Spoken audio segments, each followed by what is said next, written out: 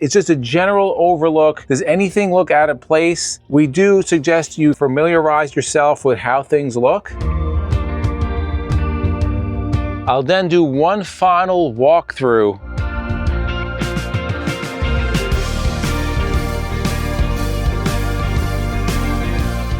We get this question a lot in emails, in comments, is do you have a pre-trip list that you go through with your diesel motorhome? And the answer is yes, we do. Do we have this written out? No, we don't. But we're going to do this video on what we do every single time we depart with our motorhome. Our channel covers everything in the RV niche, whether it's service, DIYs, videos like this, campground reviews, RV tours, we do it all. If you find this information useful, make sure you're subscribed, notification bells on. We put out new videos, you will get notified. We have a 2015 Newmar Dutch Star, but this checklist is going to be applicable for almost every motorhome out there. Some of them are specific for diesels, but most motorhomes is going to be applicable. So the first thing we're going to do, the first thing I do prior to us leaving is I come to the back here where our engine is. Remember, diesel pusher, if you're new, the engine's in the back, right? Everything pushes, it's in the back. So what I'm going to do here is just kind of look around. I'm not a mechanic, but I'm looking for anything that doesn't look normal. So I look down on the ground. Do I see any oil leaking? Are any of these belts looking ragged and like they shouldn't? Like, are there strands coming out?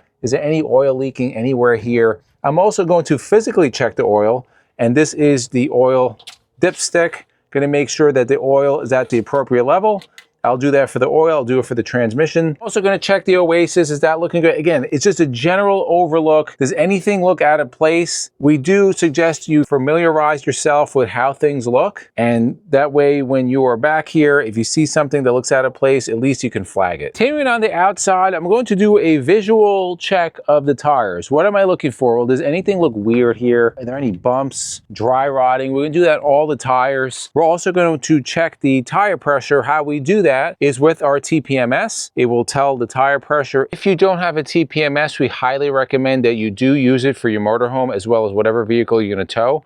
But you could also use a tire pressure gauge. You want to set the tire pressure according to the weight of your vehicle. So whether it's a 4-corner weigh or a cat scale, you will set the pressure according to the weight on the tire charts of your motorhome. So the next step that we do, if we have our levelers deployed, we are going to retract the levelers. Now you will notice on our levelers, we do have our RV snap pads. RV snap pads makes a permanent jack pad. This jack pad is made in the USA and it is permanently attached to our levelers. So what is that going to do? It's going to distribute the weight, especially effective on soft surfaces, so that pad does not drive into the ground. Also, many high-end resorts will require something under your jack feet, made in the USA out of 100% recycled material. On our last motorhome, that was the first upgrade that we ever did, and we had that throughout the life of that motorhome, which we had for 6 years. We finally put them on here, available for all different types of RVs. So whether you have a motorhome, a fifth wheel, a trailer, even truck campers, they do have something for you.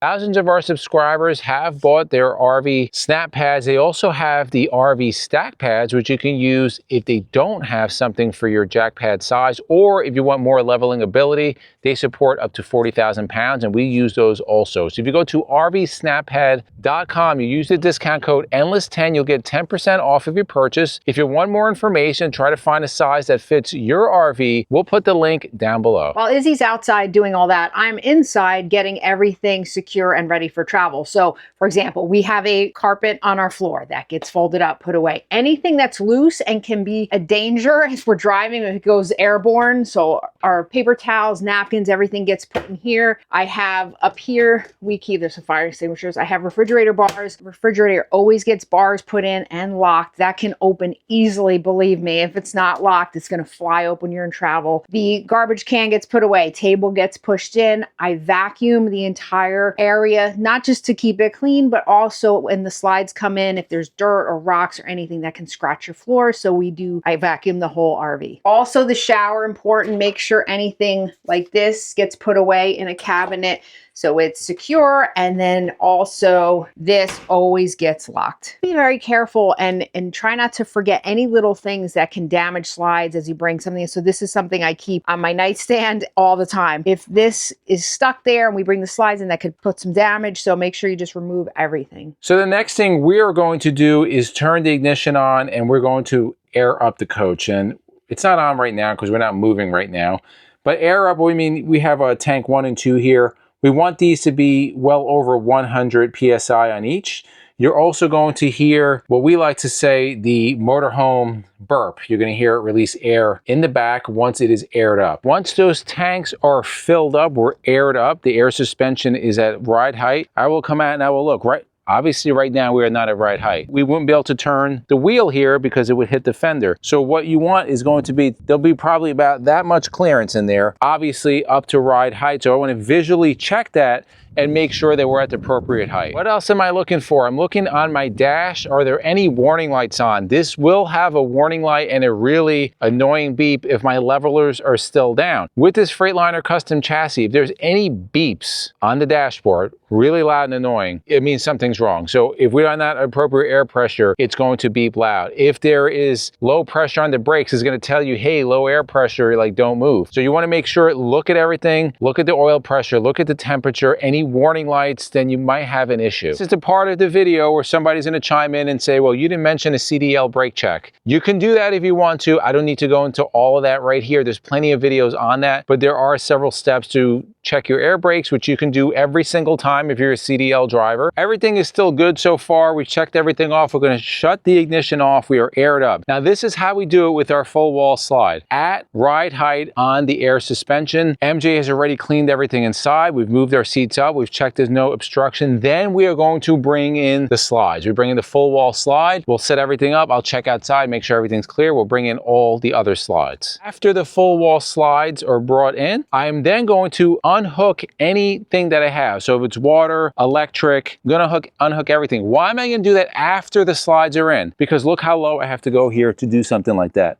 I don't wanna bang my head. It's much easier if everything is already closed up. So after everything is closed up and I've made all my disconnections, I've filled the fresh water, I've dumped all the tanks, and I know everything is disconnected, I am now going to lock the doors from the inside. We do have power locks for the bays, and I'm going to go around each bay door and I'm going to make sure that they're locked. Obviously, this is not locked, and if this happened, then I know something's wrong. Either an actuator is wrong. I'm going to manually lock each door, but I want to make sure everything is locked so we don't have any doors flying open when we're going down the road. Ask us how we know. I'll then do one final walk around on the outside before we move the motorhome. What am I checking for? Are there any obstructions? We are in a lot here. There's no obstructions. But I'm also planning, how am I going to get out of here? If I'm going to a road that maybe we have to make a left out of and there's a lot of traffic, maybe I'm saying, well, maybe we make a right. Or are there trees around? Or there's a lot of kids around? These are things that we kind of play through, or at least I play through before we pull out. I'm checking to make sure all the levelers are up. Are there any obstructions up top? Are the awnings in? Like all of that. One last visual check. If we're going to tow a vehicle,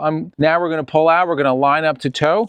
I'm going to check to make sure the tow bar is good. Do I see any issues with the wells? Does something look broken? Also, this pin here is really important. Is this pin still securely on here? That's kind of a big deal. Just a visual check. Not only should you be doing that before you pull out, but you should be doing that pretty regularly, cleaning the tow bar, lubing the tow bar, and making sure everything is good. So we secure it to our towed vehicle. I'm looking, are the pins in here? Is everything seated correctly? Is my emergency breakaway connected? Does anything feel loose here? No, it doesn't. I'm then going to set up the braking system, and we're going to check that inside with our ready brake system to make sure the monitor is showing that everything is running correctly. After we hook up the towed vehicle, MJ is outside, usually taking video. She'll visually look to make sure the wheels are spinning correctly. I will also look in the mirror if we're turning to make sure that the wheels are spinning correctly. When the tow bar is hooked up, I'm listening. Does it lock out? Do I feel anything weird as a driver? Final thing that we do, we make sure the doors are locked. I will ask MJ, can you look out the window, make sure that these steps are up? I'll also listen for that, but sometimes it's hard to hear because it's very quiet, so she's able to visually look at that. Once we hit the road, we usually fill up prior to a location with fuel, but I'll look at the fuel monitor. If if I believe we need fuel prior to the next destination, we will stop for fuel before that stop. This is our process. This is what we do. This is what has worked for us. But I'm sure different people have a different process. So we want that information. Put it in the comments below for us as well as for other RVers. And if you like videos like this, to the left of us, we'll put our RV DIY playlist. We'll also put our RV campground reviews playlist. We thank you guys for watching, and we'll see you on the road.